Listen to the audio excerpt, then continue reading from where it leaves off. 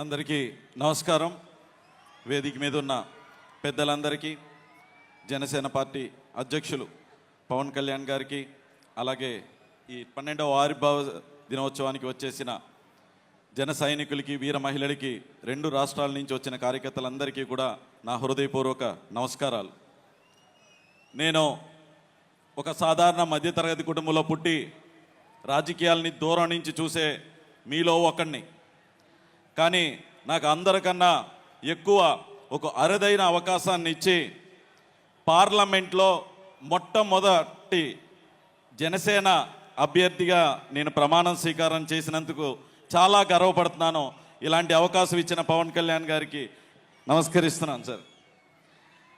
అలాగే పార్లమెంట్కి పంపటమే కాదు, అక్కడ ఏం మాట్లాడాలి, ఎలా మాట్లాడాలి అనేది కూడా ప్రతి సెషన్స్ ముందు నేర్పిస్తూ, మనకింత మెజారిటీ వచ్చినందుకు మనం ఎంత బాధ్యతతో పనిచేయాలని మాత్రం ప్రతిసారి చెప్తూనే ఉంటారు.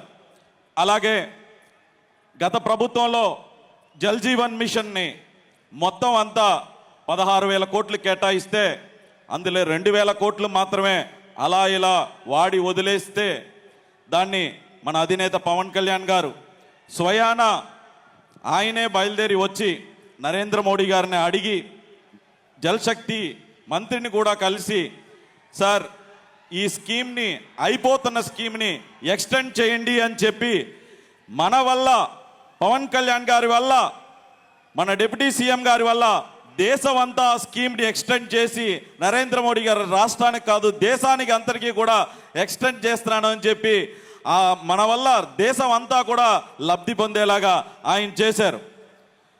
నేను కూడా మీకులాగే మన సార్ స్పీచ్ కోసమే వెయిట్ చేస్తున్నాను. సో దానికోసం ఎక్కువసేపు మాట్లాడకుండా ఇప్పటం స్టేజ్ మీద మన అధినేతను చూశాను. ఒక వేటకెళ్తున్న సింహంలా కనిపించారు.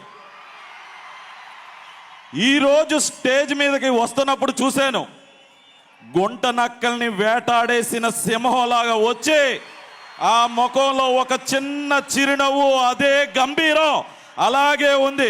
మీరు ఒక్కసారి క్లోజప్లో కనుక చూస్తే అది క్లియర్ కట్గా ఒక సింహం గుంట నక్కల్ని వేటాడేసి వచ్చిన, రాష్ట్రాన్ని ఇబ్బంది పెడుతున్న గుంట నక్కల్ని వేటాడేసి వచ్చిన ఒక సింహంలాగా ఉంటారు. సార్, ఎప్పుడూ కూడా మీ వెంటే ఉంటాం, మీరు చెప్పిందే చేస్తాం, మీరు అప్పచెప్పిన బాధ్యతల్ని తప్పక పాటిస్తూ ఈ అవకాశాన్ని ఇచ్చిన మీకు హృదయపూర్వక నమస్కారాలు చెప్తూ సెలవు తీసుకుంటున్నాను. ధన్యవాదాలు.